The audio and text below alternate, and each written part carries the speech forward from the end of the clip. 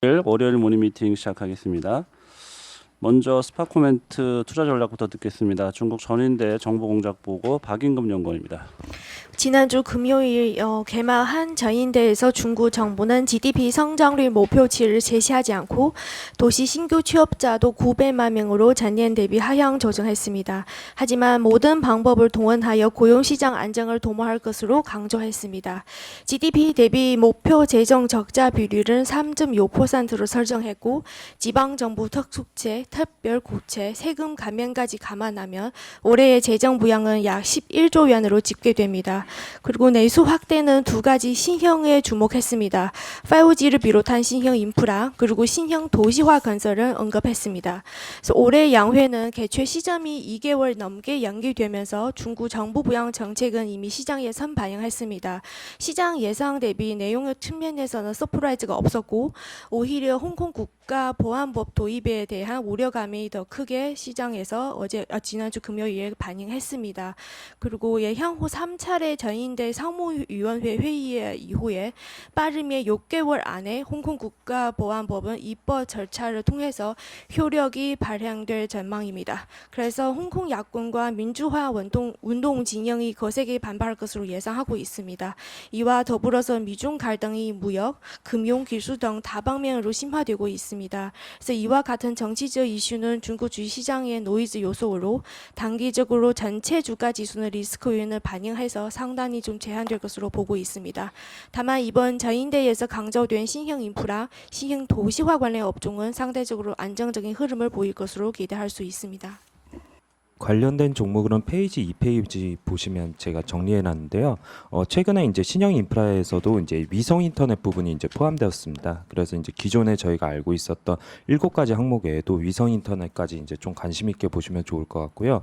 그 밑에 보시면 이제 반도체 국산화 부분이 있습니다. 최근에 이제 미국의 대중 반도체 견제 부분이 좀 강화가 되고 있어서 중국 차원에서도 이제 결국은 반도체 국산화를 위해서 뭐 SMIC, 장전 테크놀로지, 뭐 북방화창, ACM 리서치와 같은 파운드리 그리고 후공정 그리고 이제 관련 장비 업체들에 대해서 아마 투자를 많이 진행할 계획으로 보이고 있습니다. 그래서 이런 종목들도 좀 관심 있게 보시면 좋을 것 같고요. 그 신형 도시화와 이제 소비 부양 관련돼서도 친환경차에서도 특히 이제 테슬라 모델 3와 관련된 종목들, 뭐 CATL, 박테레, 창신신소재도 수혜를 볼 수 있을 거라 예상하고 있고요. 최근에 중국 정부가 이제 또 메이디그룹이나 그리전기 같은 이제 가전제품 업체에 대해서 뭐 이구한신 아니면 이제 농촌 하양 이런 부분들을 좀 언급을 많이 하고 있습니다. 그래서 이제 친환경차 가전제품 같은 경우는 정부의 소비 부양책에 힘입어서 소비가 좀 확대되거나 회복될 수 있다는 점에서 긍정적으로 보고 있습니다. 이상입니다. 그 홍콩의 국가보안법이요. 이게 지금 중국 입장에서는 이거를 포기할 수 없는 가치라고 봐야 되나? 지금 결국 좀 우려사항은 미국의 대중 제재가 좀 이어질 거고 그러면 미중 갈등이 심화될 거라는 게 우려인데 네. 향후 이거 어떻게 좀 풀릴 거로 보시나요? 해법에 대해서 좀 고민해 보신 게 있는지 미국이랑 중국에서 각각의 내놓은 카드로 협상용으로 좀 내놓을 수 있는 부분이 뭐 있는 건지 그 부분에 대해서 한번 좀 말씀해 주세요. 일단 말씀드릴 수 있는 부분은 홍콩 보안법에 대해서 중국은 절대적으로 양보할 수 없는 입장을 밝혔습니다. 이 얘기 나오고 나서 뭐 주말 동안 각종 재정부든 외교부에서 대변인 가까이 이렇게 얘기하는 거 보면 중국 중앙 정부 입장에서 홍콩에 대한 일은 관리하겠다는 의지를 되게 작게 보지 말라 이런 말씀했습니다. 제가 봤을 때는 미중 다방면적인 분쟁이 있어도 이 부분은 카드로는 사용하지 않을 것으로 보고 있고요. 그래서 어떻게 미국에 나가든 홍콩에 대해서 아마 양보할 수 없던 입장이지 않겠냐 생각하고 있고요. 오히려 화웨이 제재, IT 관련해서 기술적으로 중국은 정말로 핵심 부분이 완전히 예를 들어서 TSMC 대만 쪽에서도 이게 조달하지 못할 상황에서는 오히려 다른 측면에서 금융시장이든 그리고 대미 수입 제품에 대해서 1분기 봤을 때는 아직까지 목표 달성이 상당히 미달했습니다. 그러니까 이런 부분에 좀 양보할 수 있는 부분이 있을지 몰라도 홍콩은 좀 쉽지 않은 것으로 보고 있습니다. 네, 질문 없으시면 채권 전략 가겠습니다. 채권 위클리 강승원 연구원. 예, 이번 주에 5월 금통위가 예정되어 있습니다. 이번 주 목요일에 예정되어 있고요.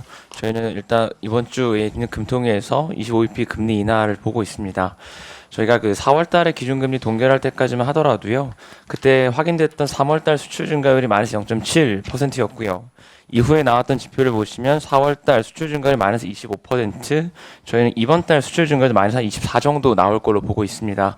최근에 이제 긴급재난금 뭐 보조라든가 해외로 나갈 해외 수요가 국내로 유턴하는 거, 해외 여행 못 가니까요. 그래서 국내 소비에 대해서 약간 기대감들이 있는데 어차피 국내 경기를 결정짓는 건 언제나 수출 경기였기 때문에 뭐 이런 부분들이 시장에서 충분히 좀 반영이 돼야 된다라고 보고 있는 거고, 특히나 한국 수출 증가에 조금 선행하는 글로벌 마켓 뉴 익스포트 지표를 봐도요. 올해 3분기까지 글로벌 물동량 회복되기 좀 어려울 것 같다 보고 있습니다. 그래서 일단은 올해 이번 주에 있는 수장 경제 전망 발표도 됐는데요. 한국은행은 0% 초반대로 하향 조정을 할 거다. 그러면 사실은 성장률 대폭 하향 조정하면서 금리 동결의 명분을 찾기가 더 어려울 거다라고 생각하고 있습니다. 거기서 사실 이번 금통에 제일 중요한 건 금리도 금리지만 국채 매입 확대 시그널이 나올 거냐인데요. 지난주 22일에 4차 추경 없이 3차 추경을 한 2배 정도 늘리는 언론 보도가 있었습니다. 그런데 그 언론 보도 나오고 나서 선물 금리가 선물이 좀 밀리다가 다 회복해서 마감을 했습니다. 결국 어떤 이야기냐면 한국은행이 결국 국채를 사줄 수밖에 없을 거다라고 하는 기대감이 이미 시장에 녹아 있는 거고요. 금융위기 때도 했었고 지금 주요 선진국 외에 호주, 태국, 인도네시아 등도 하고 있고 4월 달에 이주열 총재가 수급 부담으로 인해 금리 올라오면 적극적으로 국채 매입하겠다라고 이미 언급을 한 상황이기 때문에 충분히 가능하고 현실성 있는 정책이다 생각을 하고 있습니다. 그래서 금통위는 전반적으로 좀 장기물 쪽에 유리한 형태의 어떤 정책 대응이 나올 거다라고 보고 있고요. 여전히 10년 국고채를 제일 선호하고 있습니다. 글로벌리 보면 지난주에 영국이 중앙은행 총재가 원래 마이너스 금리 반대한다라고 하다가 지난주 조금 입장을 나는 선회했다라고 이야기를 하면서 고민하고 있다라고 언급을 하기 시작했습니다. 그래서 어제 지난주 금요일 종가 기준으로 영국의 5년물 이하 금리도 다 마이너스로 진입을 한 상황이고요. 사실 여기서 생각할 수 있는 임플리케이션이 뭐가 있냐면 영국까지 쓰게 되면 주요 4대 미국, 유럽, 영국, 일본 4개의 국가 중에 유일하게 포지티브 캐리를 주는 게 미국채밖에 없습니다. 3분기에 미국채 발행이 엄청나게 계속해서 증가하겠지만 그럼에도 불구하고 미국 금리가 상승 안 한 이유가 글로벌 캐리 자금들이 미국으로 집중되고 있다라는 생각을 좀 하고 있고요. 그래서 아무리 채권 발행이 늘어도 미국채가 움직일 여력은 좀 없는 것 같다. 미국채 금리 계속해서 옆으로 기는 흐름들 보고 있습니다. 이상입니다. 네, 이어서 글로벌 소버림 위클리 신원종 센터장님 말씀해 주십시오. 네, 지난주 글로벌 채권 시장은 강보합세를 보였는데요. 그 선진국 쪽에서는 미중 갈등이 악화됐는데 그런 악재도 있었지만 그 선진국 경제 활동이 재개되고 그다음에 추가 부양책 기대되고 신흥국 시장이 조금 안정감을 보이고 있습니다. 그래서 이렇게 들이 힘을 겨루고 있다가 선진국 채권은 보합, 신흥국 채권은 강세를 보였습니다. 미중 갈등은 저들 보기엔 11월 대선을 앞두고 말싸움 더 심해지면서 갈등은 뭐 더욱 심화되겠죠. 그런데 지금 시장을 보면은 미국 정부의 공격적인 대책으로 미국 신흥 시장이 한 4월 초에부터 완화되기 시작했고 신흥국 달러 채권은 4월 말 5월 초부터 완화되기 시작했고 지금 로컬 채권 시장도 한 지난주부터 조금씩 안정을 찾아가고 있습니다. 이렇게 호재와 악재가 계속 힘버리게 할 텐데 선진국 채권은 그냥 이 정도에서 계속 박스에 머무는 보합세, 신흥국은 지금 아직 많이 쌉니다. 그래서 강세가 예상되고 있는데 저희들은 로컬보다는 달러가 좀 더 빠르게 진행되고 있어서 계속 신흥국 달러 채권 쪽으로 매수하자 이렇게 얘기하고 있습니다. 이상입니다. 아까 뭐 저희 박인금 위원한테도 여쭤봤는데 지금 미국 쪽에서는 저기 트럼프가 재선 때문에라도 계속 좀 노이즈를 만들어갈 것이라는 예측이 많은데 센터장님께서 보시는 미중 관계 해법 어떻게 좀 보시나요? 시나리오는? 이게 그냥 단순한 무역 갈등이냐 아니면은 이제 패권 갈등이냐 따라서 완전히 달라지겠는데 저희들 계속해서 이거는 패권 갈등의 속성이 많이 있기 때문에 쉬었다가 다시 지금 높아지고 있는 이런 상황들이 반복될 것 같다고 보고 있고요. 지금 대선 때문이라도 지금 타협의 여지가 별로 없어가지고 조금 이거는 좀 부담스럽게 봐야 되지 않을까 이렇게 생각하고 있습니다. 네, 터키랑 크레딧 자료는 자료 대체 및 나중에 발표를 하고요. 그다음에 원자재 전략으로 넘어가겠습니다. 황병진 연구원. 네, 지난주 원자재 시장 수익률은 플러스 4.48%를 기록을 했고요. 최근에 3, 4월 동안 폭락을 했던 그런 유가가 반등을 하면서 4주 연속 원자재 시장은 강세를 좀 유지를 하고 있다라고 좀 말씀드리겠습니다. 특히 유가라고 하는 부분이 저희가 이제 4월 말에 사실상 바닥을 확인했던 유가가 4주 연속 강세를 좀 이어가는 배경에는 결국은 최대 소비국이라고 하는 미국을 중심으로 해서 코로나19의 확산세 자체가 정점을 좀 찍었다라고 하는 부분들이 긍정적인 요인으로 작용하고 있고요. 점진적인 경제활동 재개 속에서 석유 수요의 정상화 기대가 확산되고 있는 양상입니다. 더불어 4월 중순에 실제적으로 970만 배럴의 감산은 시장 기대에 못 미친다라고 하는 평가가 상당히 좀 우세했었는데 오펙 플러스 산유국들이 5월부터 감산을 이행을 하고 있고요. 특히 사우디아라비아가 6월에는 추가 100만 배럴 감산을 예고한 가운데 UAE라든가 쿠웨이트가 그 대열에 합류하면서 추가적인 긍정론을 좀 만들어가고 있는 상황입니다.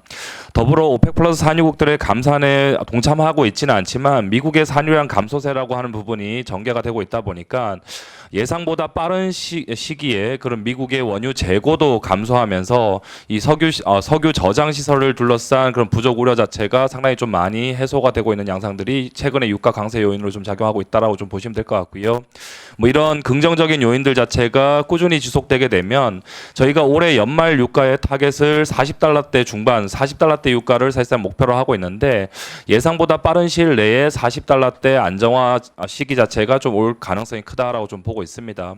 하지만 최근에 유가의 반등의 속도 자체가 좀 빠르다라고 하는 일각의 그런 우려 자체가 좀 제기는 될 수는 있다라고 좀 보고 있고요.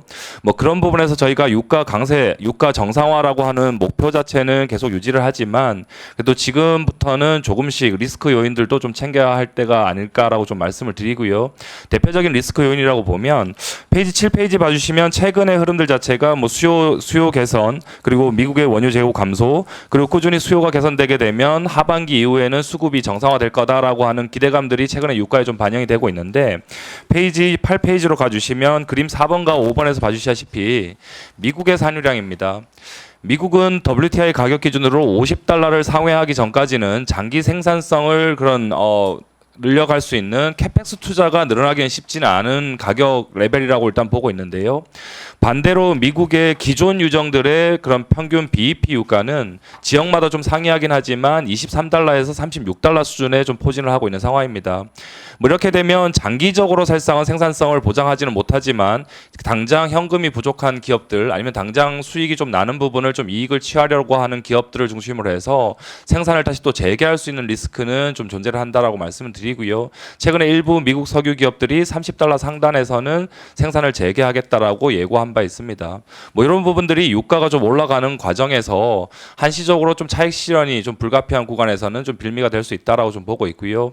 수요적인 측면에서는 코로나19의 그런 2차 확산 가능성 아니면 미국과 중국 간의 그런 갈등이라고 하는 부분이 글로벌 경제 성장률의 전망에서 네거티브한 요인으로 작용할 경우에는 수요 부분에서 유가 변동성을 좀 일으킬 수 있는 재료라고 좀 말씀을 드리고요. 단기적으로 저희가 좀 주목하실 수 있는 공급 이벤트라고 하면 6월 9일 날 예정되어 있는 오펙 플러스 산유국들의 정기 회동입니다.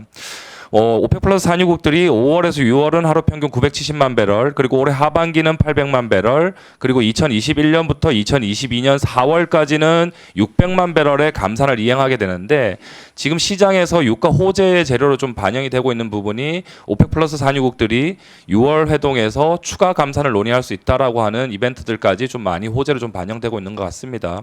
결국 이런 부분들이 당장은 긍정적인 요인이긴 하지만 6월 오펙 플러스 회동에서 불협화음이 나오게 된다면 단기적으로 좀 유가가 흔들릴 수 있는 이벤트가 되지 않을까라고 좀 말씀드리고요. 유가 방향성에 대해서는 저희는 여전히 좀 40달러대 수준까지는 좀 긍정적으로 좀 보고 있고 하지만 그 가는 과정에서 좀 변동성은 좀 있을 수 있다라는 부분에서 리스크를 챙길 필요가 있다라고 좀 종합하도록 하겠습니다. 감사합니다. 네, 질문 없으시면 산업기업 분석 쪽으로 가겠습니다. 네, 오늘 전기차 2차 전지 이슈 자료가 있습니다. 누가 먼저 발표하시나요? 고정호 연구원 먼저. 네, 조 이사님. 네. 예, 전기차 2차 전지 자료 발표드리겠습니다. 지금 내용이 많아서 4명이서 발표할 거고요. 이후에 이제 종목 관련해서 있으시면 나머지는 모두가 답변 드리도록 하겠습니다. 일단 코로나19 커버 페이지 보시면은요. 코로나19에도 불구하고 전기차 시장의 장기 성장 추세는 지속될 걸로 지금 생각하고 있고요. 이후에 이제 경제 위기 극복 과정에서 최근에 그린 뉴딜이라는 이야기 많이 들으셨을 텐데요. 이제 정책 수립 과정에서 현재뿐만 아니라 미래도 동시에 고려될 가능성이 높다라고 보고 있기 때문에 일단 환경 정책이 후퇴하지는 않을 걸로 지금 생각을 하고 있고요. 두 번째는 이제 자동차 산업적인 관점에서 보면 지금 자동차 완성차 기업들이 이제 이 사업 구조 전환을 지금 목표로 지금 모빌리티 서비스 사업자로의 사업 구조 전환을 지금 이야기를 하고 있는데 뭐 이런 부분이 가능하기 위해서 이제 전동화가 이제 기반 기술이자 시작점이기 때문에 이제 이 전기차로의 전환을 서둘러야 되고요. 최근에 보면 뭐 테슬라와의 격차도 줄여야 되고 또 전기 동력원으로의 전환을 통해서 선도자 프리미엄 구축 필요성도 있기 때문에 이제 주요 완성차 메이커들이 전기차 전기 계획을 늦추지 않을 거라고 지금 생각을 하고 있습니다. 이 두 가지가 이제 시장이 커질 거라고 보는 가장 주된 이유고요. 그 3페이지의 서머리 쪽을 좀 보시면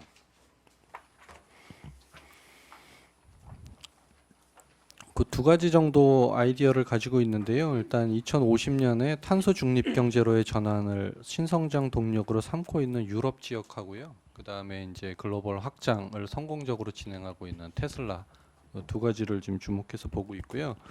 관련해서 이제 2차 전지의 고성장 예상하고 있고 안에서 좀 설명드리겠지만 전고체 전지는 2025년 이후로 보고 있기 때문에 지금 리튬 이온의 성장세가 당분간은 굉장히 빠르게 나타날 거다라고 생각을 하고 있습니다. 관련해서 이제 유럽의 생산 설비를 구축하고 있는 기업, 그 다음에 테슬라의 2차 전지 현지 조달 전략과에 따른 장기 수혜가는 기업들, 그리고 2차 전지 성능 향상에 기여하는 특수 소재 공급하는 회사들 세 가지 정도 아이디어로 보고 있고요. 그 전략하고 종목은 뒤에서 다시 한번 자세하게 설명드리겠습니다. 그 9페이지 잠깐 보시면은요. 이제 코로나19 이후에 환경 정책의 후퇴라든가 아니면 그런 그 우려들이 좀 많이 있었는데 9페이지 그림 6번 보시면은 그 미국이 기업 평균 연비 규제를 완화했습니다. 오바마 행정부 때 설정했던 타겟을 지금 트럼프 행정부에서 낮췄는데요. 이거는 좀 미국의 특수성이라고 봅니다. 뭐 대선 때 공약이기도 했고 이 글로벌 스탠더드가 지금 이렇게 가고 있지는 않을 거다라고 생각을 하고 있고요.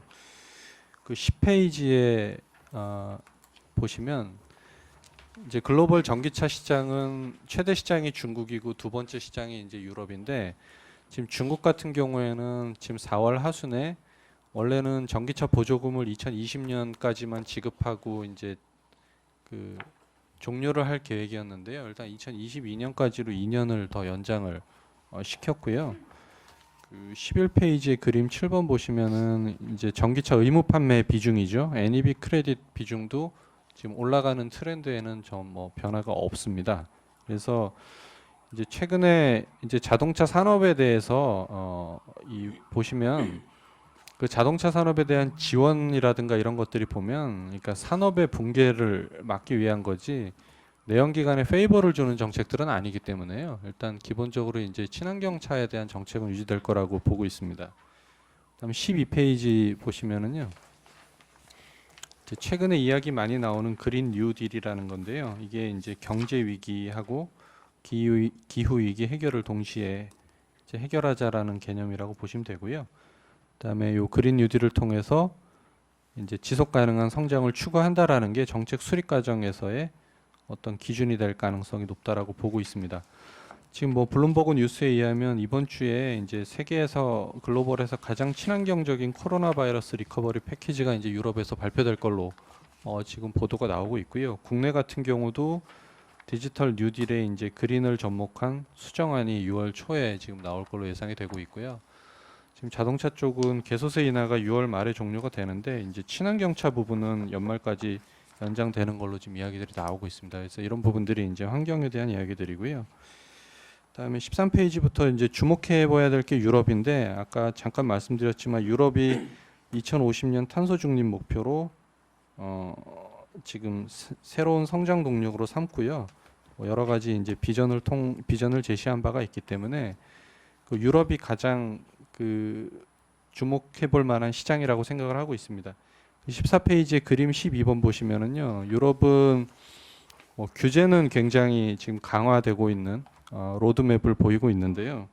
15페이지에 그림 13번 보시면은 이 자동차 이산화탄소 배출 기준은 16년을 저점으로 오히려 지금 올라가고 있는데 이게 이제 디젤 게이트 터지면서 디젤 차가 줄고 디젤 차가 가솔린 차보다는 이산화탄소 배출 측면에서는 30% 정도 적은데요. 디젤이 줄고 SUV가 늘면서 나타나는 현상들인데요. 지금 14번에 보시면 도요타 제외하면은 대부분 다 이 기준을 맞추기가 좀 어렵기 때문에 지금 EV를 전격적으로 지금 투입을 해야 되는 상황이라고 보시면 됩니다. 환경과 관련된 부분 말씀드렸고요. 그 다음에 17페이지에 보시면은 그 세 번째 단락부터 보시면 되는데요. 그러니까 전기차로 완성차가 전환하는 게 단순히 환경 규제만 맞추기 위한 게 아니라 이제 사업 구조 전환을 위한 것이기 때문에 이쪽으로는 이제 갈 이 계획을 늦출 가능성은 별로 없어 보이고요. 뭐 주요 완성차 메이커들은 계획대로 계획을 좀 진행할 가능성이 높다라고 생각을 하고 있습니다. 19페이지인데요. 그 테슬라의 성공이 주는 시사점은 제품력을 갖춘 전기차에 대한 대기 수요는 많이 있다라는 게 이제 시사점인 것 같고요. 지금 하반기에 폭스바겐 ID3부터 시작해서 뭐 내년에 현대차 EGMP 해서 이제 3세대 전기차들이 본격적으로 이제 쓸만한 전기차들이 나오는 시점이 올해 하반기부터이기 때문에 뭐 이런 부분들도 시장을 좀 많이 키울 거라고 보고 있습니다. 21페이지부터는 이제 그 글로벌 자동차 회사들에 관한 부분인데요. 일단 뭐 테슬라만 간단하게 설명을 드리면 일단 뭐 지난 3분기부터 흑자 기조 유지되고 있고요. 현금 흐름 개선되면서 또 상해 공장 가동도 순조롭게 진행되고 있기 때문에 뭐 이제 단순히 이제 혁신 기업으로 평가받다가 이제 지속 가능성이 높아지고 있는 과정이라고 보고 있어서요. 그리고 이제 독일 공장도 건설 중이기 때문에 전반적으로는 장기 기업 가치 개선 추세는 지속될 걸로 보고 있고요. 그 마지막으로 현대차 그룹 28페이지 그림 41번 하나만 좀 설명드리면 지금 작년 기준으로 한 12만 4천 대 정도 판매를 했고요. 뭐 내년부터 EGMP에서 본격적으로 그 전기차 전용 모델들이 나오는데 지금 25년 목표치를 한 92만 대 정도 제시하고 있기 때문에 뭐 여기에 맞춰서 지금 진행이 될 거라고 지금 생각을 하고 있습니다. 예, 이어서 2차 전지 부분 말씀드리겠습니다. 예, 2차 전지에 대한 뭐 투자 관련된 네 가지 포인트에 대해서 이제 말씀을 드리면 사야 되는 이유에 대해서 말씀을 드리면 첫 번째는 이제 EV용 2차 전지 수요에 대한 천장은 열려 있다라는 겁니다. 그래서 그림 46번 키차트 위주로 말씀드리겠습니다. 그림 46번 보시면 전체 2차 전지 수요는 이제 성장을 하고 EV용 전지 비중은 20년도 올해가 56% 정도 저희 전망하고 있는데 25년 정도 되면 이제 73%까지 이제 확대될 것으로 이제 전망을 합니다. 그럼 25년에 이제 전기차용 전지 수요는 1000기가가 이제 될 수가 있는데 최근 전기차의 이제 주행거리 증가로 인해서 전기차의 용량이 이제 증가할 시에는 그림 47번 보시는 것처럼 25년도에 EV용 전지 수요 자체는 1600기가로 크게 확대될 수 있다라는 게 이제 저희 전망이기 때문에 뭐 48번 보시는 것처럼 전기차 주행거리 개선에 필요한 조건은 2차 전지 탑재 용량이다라는 거를 조금 감안해서 놓고 보면 향후 전기차 시장 확대 그리고 이제 주행거리 증가에 따른 2차 전지 수요는 계속 증가할 것으로 보고 있습니다. 그리고 이제 내년 이후부터는 이제 테슬라의 사이버 트럭 등 다수의 전기 픽업 트럭도 이제 출시가 본격화되기 때문에 2차 전지 수요는 우리가 생각하는 것보다 이제 더 요구될 수 있다라고 이제 보고 있고요. 그림 49번 보시는 것처럼 전기 픽업 트럭의 2차 전지 적재량 자체는 150kWh 정도 돼요. 그렇기 때문에 승용 전기차를 크게 상회하는 숫자입니다. 그래서 전기 픽업 트럭 출시는 2차 전지 수요에 이제 좋을 수밖에 없다라는 게 전망입니다. 둘째는 한국 2차 전지 산업의 이제 구조적 성장을 저희 전망하고 있기 때문인데 이거를 세 가지 포인트로 조금 요약해서 다시 말씀드리면 우선 첫 번째는 한국 2차 전지 업체들은 수요 성장 지역에서 영향력을 크게 확대하고 있다라고 볼 수가 있습니다. 그래서 그림 50번 보시면 향후 이제 전기차 시장에서 유럽과 북미 지역의 점유율은 이제 50%가 이제 넘을 거다라고 이제 보고 있는데 현재 한국 업체들의 생산 능력은 유럽과 이제 북미 중심으로 이제 투자가 확대되고 있고, 따라서 향후 유럽과 북미에서 생산된 전기차 시장에서 한국 업체들의 이 기여도 자체는 비중 자체는 40%가 이제 넘을 수 있다라고 이제 전망할 수가 있습니다. 결국에 이제 절반에 가까운 전기차용 전지가 한국 업체들께 이제 쓰인다라고 이제 전망할 수 있고요. 그림 53번 보시면 이제 미국의 이제 전기차용 2차 전지 수입국에서 한국의 비중은 점점 커져가는 걸 이제 볼 수가 있고요. 그림 56번과 57번 보시면 한국 업체들의 공장이 위치한 폴란드와 헝가리의 2차 전지 수출 금액은 계속 확대되는 걸 이제 볼 수가 있습니다. 그리고 두 번째는 한국 2차 전지 업체들의 이제 고객 기반은 계속 강화될 거다라고 이제 보고 있는데, 이게 특히 재미난 게 한국 업체들 설비의 지지적 이점 효과가 영업 환경에 이제 되게 긍정적인 걸로 지금 확인이 되고 있습니다. 그래서 그림 58번 보시면 BMW i3 배터리 공급은 SDI가 이제 독점 공급을 하고 있습니다. 근데 SDI 헝가리 공장에서 공급 중에 있는데, i3 생산 공장과 SDI 헝가리 공장은 800km 수준으로 이제 차가 이제 8시간, 9시간 걸리는 것으로 이제 보여주고 있고요.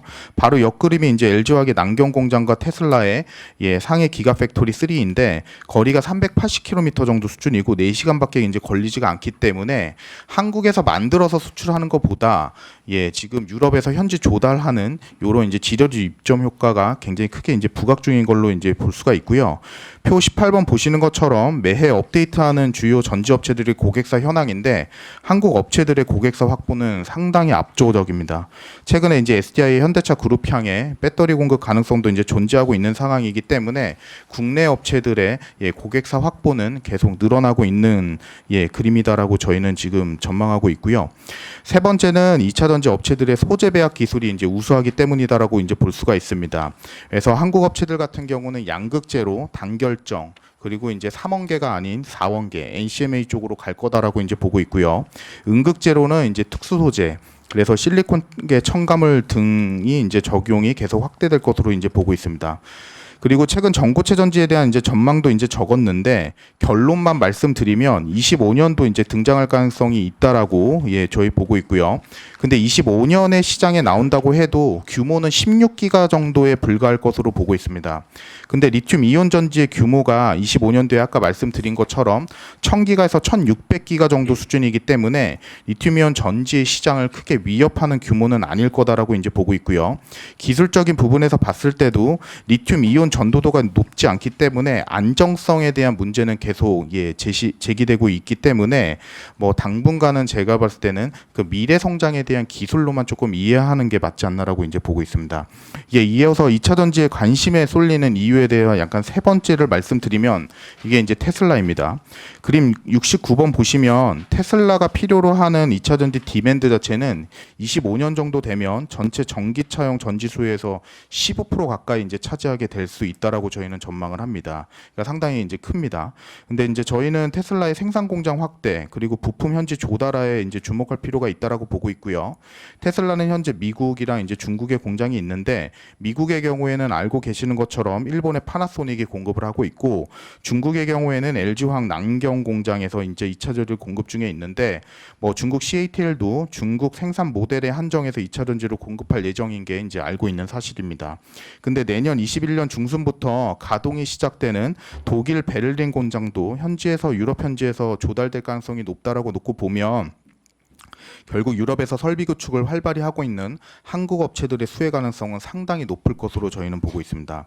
그리고 테슬라의 배터리데이 프리뷰도 이제 작성해 봤는데, 우선 배터리데이는 6월 이후로 개최되는 것으로 이제 공유되고 있습니다. 근데 큰 그림에서 봤을 때 두 가지에 대해서 이제 강조될 가능성이 높다라고 보고 있고요. 첫 번째가 이제 로우 코스트 배터리고, 두 번째가 이제 롱 라스팅 배터리입니다.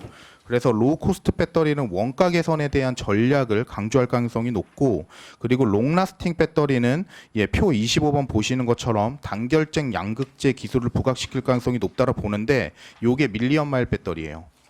그래서 160만 킬로미터 주행이 가능하다라는 게 아마 롱라스팅 배터리를 얘기하지 않을까라고 이제 보고 있습니다. 이어서 네 번째 이제 투자 관심 포인트에 대해서 말씀을 드리면, 올 하반기를 기점으로 이익 성장 구간에 진입할 것으로 저희 전망하고 있기 때문입니다. 그래서 그림 73번 보시면 매출을 Q와 P로 분해해서 봤을 때 Q 성장 스토리는 크다라는 거 이제 볼 수가 있습니다. 그리고 P 가격은 계속 빠지는 게 당연합니다. 그래서 전기차의 프라이스 패리티를 얘기하려면 2차 전지 가격은 계속 빠져야 되는데 P 하락에도 불구하고 Q 성장이 압도적으로 크기 때문에 성장률은 QA에 좌우될 것으로 이제 보는 게 제가 봤을 때는 맞을 것 같습니다. 그리고 코스트 개선도 이제 긍정적으로 전개될 것으로 이제 보고 있고요.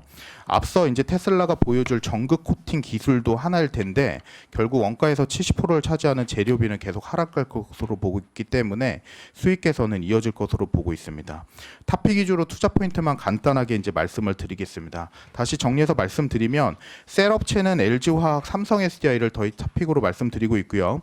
소재 부품 업체는 두산 솔루스, 포스코 케미칼, 신흥 SEC, 첨보, 대주전자재료 이렇게 타픽으로 말씀드리고 있습니다. LG화학부터 투자 포인트 위주로 간단하게 말씀드리면 캐파 1등, 고객 확보수 1등입니다. 향후 2차 전지 사업의 영원 레버리지는 상당히 클 것으로 저희 예상하고 있고요.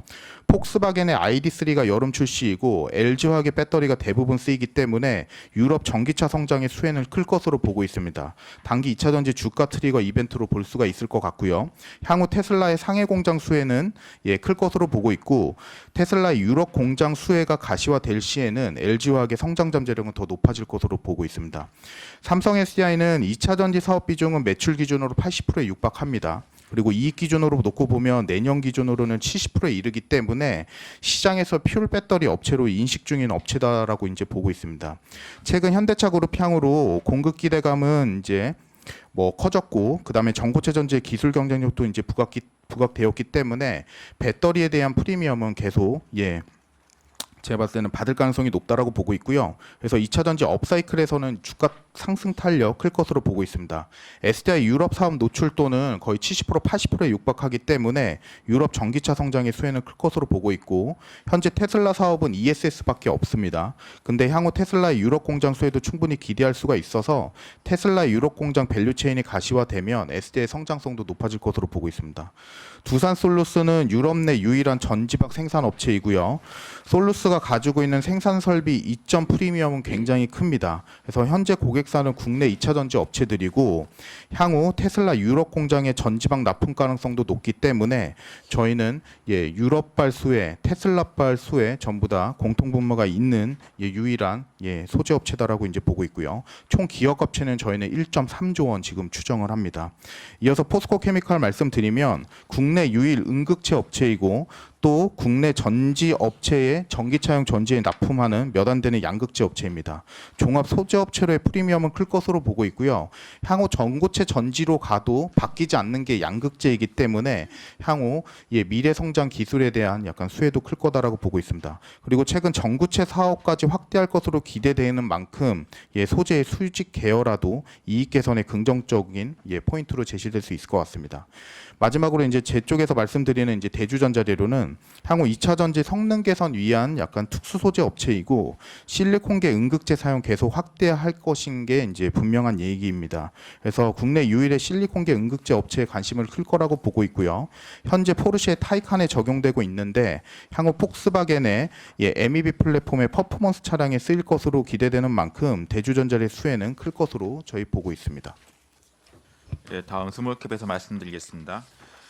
스몰캡에서는 관련해서 기업은 첨보, 신흥 SEC, 동아기업, 피롭틱스, 이노메트리, AFW 이렇게 좀 말씀을 드리고 있고 여기서 가장 탑픽으로 말씀드리는 종목은 소재 쪽에서는 첨보, 그리고 부품 쪽에서는 신흥 SEC 말씀드립니다. 일단 첨보부터 말씀드리면 90페이지 보시겠습니다. 일단 첨보 같은 경우는 타겟 PER 35배 적용해서 28배에서 32배 목표가 조정해서 목표가를 83,000원에서 93,000원으로 상향합니다. 일단 이 회사는 이제 전해질에 들어가는 첨가제를 만드는데 LiFSI라는 이 소재를 만듭니다. 이거는 열화 문제를 해결해서 배터리의 수명을 연장시켜주는 그런 기능을 가지고 있기 때문에 이거에 대한 수요가 계속 늘어나고 있고요. 이게 혼합 비율에 대한 최적화된 비율이 약 최대 20%까지 보고 있는데 지금 현재 5%밖에 적용이 안 되고 있어서 향후에 잠재력은 상당히 크다라고 보고 있습니다. 일단 캐파가 2019년 캐파가 연간 660톤인데 올해 연말이 되면은 2,420톤으로 크게 확대가 되기 때문에 내년부터는 컨턴 점프가 가능하다고 해서 저희는 첨보 탑픽으로 소재 중에 추천드리도록 하겠습니다. 다음은 98페이지의 신흥 SEC입니다. 신흥 SEC는 제가 계속 삼성 SDI와 관련해서는 무조건 신흥 SEC와 연관이 되어 있다라고 말씀드리고 있고요. 신흥 SEC 같은 경우는 삼성 SDI가 생산하는 캡형 그리고 원통형 전지에 들어가는 그 껍데기 부분, 뚜껑 부분, 이 부분을 신흥 SEC가 만든다고 보시면 될 것 같고 삼성 SDI 배터리 셀 하나당 이 회사 부품이 하나씩 들어갑니다. 그렇기 때문에 삼성 SDI 배터리 셀 생산량하고 가장 연관이 깊습니다. 근데 앞서 언급했다시피 지금 삼성 SDI는 유럽 쪽에 공략을 전략적으로 하고 있고 신흥 SC 같은 경우는 삼성 SDI 헝가리 법인 옆에 바로 붙어 있어서 그와 같이 성장의 길을 같이 하고 있다라고 보시면 될 것 같습니다. 뭐 삼성 SDI가 고객사를 확대함에 따라서 신흥 SC도 같이 고객군이 확대되는 장점을 가지고 있기 때문에 현재 신흥 SC는 삼성 SDI와 성장의 길을 같이 하는 그런 종목으로서 추천을 드리도록 하겠습니다.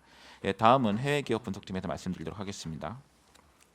네, 해외 기업 중에 이제 중국 기업 중에는 이제 세계 기업에서 이제 창신신소재, 박테레 그리고 이제 천사소재를 긍정적으로 보고 있고요. 그 중에서 이제 가장 긍정적으로 보고 있는 거는 창신신소재입니다. 예, 페이지는 142페이지고요. 글로벌 1위 습식 분리막 생산 기업입니다. 이 회사의 가장 큰 투자 포인트는요. 첫 번째 이제 CATL, LG화학에 이제 주로 분리막을 이제 납품한다는 사실입니다. 그래서 지금 상해 기가팩토리 같은 경우는 1기 공장 기준으로 20에서 25만 대 정도 돼 있는데요. 올해 연말 아니면 내년 1분기 정도에 이제 상해 2기 공장이 2기 기가팩토리가 완공이 될 경우 이제 캐파가 2배로 늘어납니다. 거기에다 이제 최근에 중국에서 뉴스가 나왔던 게 테슬라가 모델 Y도 내년 1분기에 이제 양산한다는 소식을 밝히고 있어서 모델 3뿐만 아니라 모델 Y까지도 향후에 이제 생산이 확대될 경우 수혜가 받을 수 있다는 장점이 있습니다. 최근에 중국 같은 경우 이제 모델 3 판매량이 호조를 보이고 있는데요. 3월까지 보게 되면 이제 개별 모델로는 내연기관과 친환경차 합쳐서 가장 많은 가장 많은 양이 이제 판매되었습니다. 4월달 같은 경우는 이제 중국 정부의 친환경차 정책과 그리고 테슬라가 모델 3에 대해서 오히려 가격을 인상하면서 조금 영향을 받았다가 4월 29일 날 다시 이제 스탠다드 레인지 플러스 모델에 대해서 가격을 인하하면서 최근에 다시 이제 모델 3가 판매가 조금씩 회복되는 모습을 보이고 있습니다. 그래서 이제 모델 3 그리고 모델 Y로 이어지는 중국 내 이제 중국 내 테슬라 판매량이 확대될 경우 창신신 소재는 특히 CATL과 LG화학에 이제 모두 분리막을 납품하고 있기 때문에 가장 큰 수혜가 예상됩니다. 두 번째로 이제 괜찮게 보는 기업은 박테레입니다. 박테레는 134페이지고요.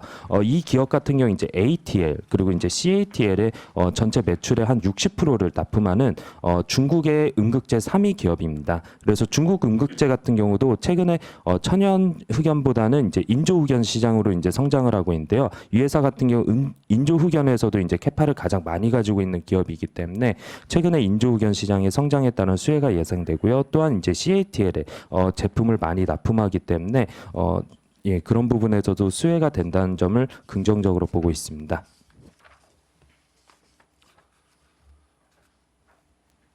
네, 질문하시죠. 예, 이상으로 발표만.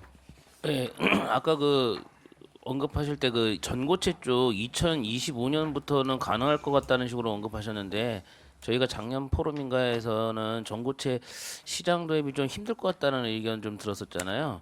뭐 좀 최근에 좀 이 트렌드 관련해서 뭐 바뀐 게 있는지 그러면 저희 나라 업체들은 이제 전고체 관련해 가지고 대응 좀 어떻게 하고 있는지랑 관련해서 뭐 수혜주나 피해주 같은 거 언급하실 부분 있나요? 예, 그래서 이게 뭐 25년도도 가능성이 그렇게 뭐 높다라고 보기는 어렵지만 뭐 지금 시장에서 언론이나 뭐 시장에서 얘기하는 것처럼 전고체 전지가 이제 바로 등장하기는 어렵다라는 게 이제 저희가 말씀드리는 내용인 거고요. 진짜 등장한다고 해도 25년도에 이제 등장하는 건데 이게 용량 기준으로 놓고 보면 16기가 정도 수준밖에 안 되기 때문에 뭐 리튬이온 전지 시장 규모 대비해서 굉장히 미미하다라는 게 이제 주요 내용입니다.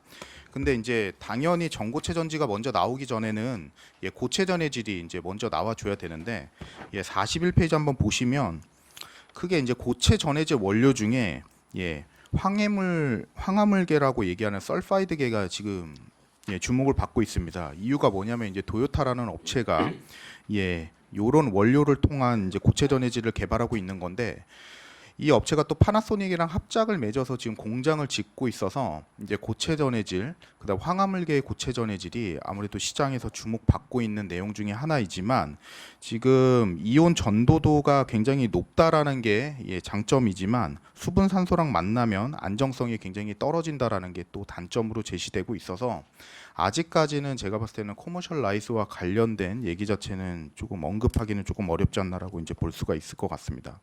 그래서 뭐 현대차 그룹향으로 지금 뭐 프리젠테이션한 뭐 삼성 SDI 전고체 배터리 개발 전략 같은 경우는 조금 보수적으로 저희가 지금 접근하는 미래 기술에 대한 얘기이지 않을까라고 이제 보는 게 맞지 않나라 봅니다. 테슬라 그 독일 공장이요. 그 저희 2차 전지 업체는 언제쯤 이제 확정이 되는지 하고요. 국내 업체들이 좀 그 가능성이 좀 있는지 설명 좀 부탁드리겠습니다. LG화학의 남경 공장, 테슬라의 상해 기가팩토리 공장 관련된 밸류체인이 오픈된 시기에 대해서 잘 한번 생각해 보시면 가동은 이제 뭐 올해 작년 12월 또는 올해 1월부터 이제 본격화가 됐는데 밸류체인 오픈은 작년 7월 정도 여름에 오픈이 됐습니다. 그리고 이제 캐파 증설 같은 경우는 작년 이제 봄부터 이제 시작이 됐기 때문에 뭐 올해 여름 또는 가을부터는 조금 오픈될 가능성은 높다라고 보고 있고요. 그다음에 현지 조달에 대한 전략 방향성 자체가 상당히 명쾌하기 때문에 유럽의 설비가 이제 위치한 국내 업체들 이 대다수 수혜일 가능성이 높다라고 봐요. 그래서 배터리 업체들 같은 경우는 우선 원통형 전지를 경험해본 업체, 그러니까 뭐 LG화학, 그다가 삼성 SDI가 대표적이다라고 이제 볼 수가 있을 것 같고요. 실제로 SDI, LG화학 모두 이제 테슬라 비즈니스를 하고 있는 업체이기 때문에 뭐 유럽향 쪽의 공급 가능성 자체는 저희는 조금 긍정적으로 봐도 무관하지 않나라고 이제 볼 수가 있을 것 같습니다. 그리고 전지박은 이제 환경 유해에 관련된 물질이 상당히 많이 배출되기 때문에 당연히 유럽에 이제 설비가 있는 두산 솔루스 가능성은 높다라고 볼 수가 있을 것 같고요. 뭐 물성 평가와 관련된 작업 같은 경우는 진행 중에 있다라고 이제 언급을 한 적이 있기 때문에 두산 솔루스에 대한 약간 긍정적 생각은 저희가 해도 가능하지 않나라고 이제 볼 수 있을 것 같습니다. 유전자재는 지금 LG화학 쪽으로만 좀 실리콘에 나가고 있잖아요. 이거 좀 다른 업체로도 좀 나갈 수 있나요? LG화학과 이제 공동 개발을 했기 때문에 LG화학 쪽으로 나갈 수밖에 없는 상황이고요. 근데 LG화학이 지금 보유한 전기차 고객 수가 상당히 압도적인 거 저희가 이제 확인하고 있기 때문에 뭐 LG화학의 Q 성장 스토리는 온전히 다 누릴 가능성이 높다라고 보고 있습니다. 그래서 현재 나가고 있는 거는 포르쉐의 이제 전기차 타이칸에 나가고 있고, 그 다음에 폭스바겐의 이제 MEB 플랫폼 가동 자체가 올 여름부터 이제 시작이 되는데 여기에서 이제 출시되는 이제 다양한 모델 중에 퍼포먼스 차량에 지금 뭐 성능 평가는 진행 중이다라고 이제 공식적으로 얘기하고 있는 상황이기 때문에 뭐 대주전자들의 실리콘계 응급제 활용 자체는 상당히 커질 가능성이 높다라고 보고 있고요. 글로벌리 지금 경쟁 업체가 일본의 시네찌라는 업체 한 군데밖에 없어요. 한 군데밖에 없기 때문에 뭐 지금 뭐 LG화학을 꽉 잡고 있는 상황에서는 뭐 LG화학의 향후 성장 스토리는 온전히 누릴 가능성은 높다라고 보고 있습니다. 참고로 3월부터는 지금 BP가 지금 넘어섰다라고 이제 보시면 됩니다. 네, 시간이 좀 많이 지났으니까요. 다음 발표 이어갈게요. 네, 바이오 산업. 네, 말씀해 주시죠. 네, 바이오 산업 스팟 자료 대신 발표하겠습니다. 네, 주말 사이에 렘데시비르 임상 1063명 임상 결과가 국제학술지 NEJM에 발표되었는데요. 이제 임상의 1차 지표는 이제 회복 기간으로 플라시보군에서 15일 걸린 반면에 렘데시비르 투여군은 11일로 통계적으로 유의미한 개선을 확인했습니다. 하지만 사망률의 경우 플라시보군 13.4%에서 렘데시비르군 7.6%로 개선은 했지만 통계적 유의성 확보에는 실패했습니다. 따라서 이제 연구진들은 현재 코로나19 치료제로 렘데시비르의 이제 병용요법을 권고하고 있는 상황입니다. 사실 이번 임상의 주요 내용은 이미 4월 29일에 발표된 내용이고요. 이제 이를 바탕으로 이미 미국하고 일본에서는 긴급 사용 승인이 나긴 했습니다. 하지만 렘데시비르가 아직 완전한 게임 체인저가 되지 못한 상황에서 예방 백신에 대한 관심이 고조되고 있는 상황입니다. 아시다시피 지난 5월 18일에는 이제 모더나가 그 자사 백신 이제 임상 1상 결과를 발표했는데요. 이제 5월 중으로는 600명 대상으로 임상 2상 진입 계획에 있고요. 7, 8월 중에 3상 개시하고 10월에서 11월 사이에 최종 승인을 가능할 것으로 전망하고 있습니다. 현재 모더나 외에도 이제 이노비오라든지 바이온텍 등이 현재 4월에 백신 임상을 착수를 했고요. 이제 앞으로 후발 업체의 임상 결과 발표 또한 주목할 필요가 있다고 보고 있습니다. 이상입니다. 네, 그 해외 주식 엔비디아 자료는 자료로 대체하고요. 네, 이상으로 준비된 자료 발표 모두 마치겠습니다.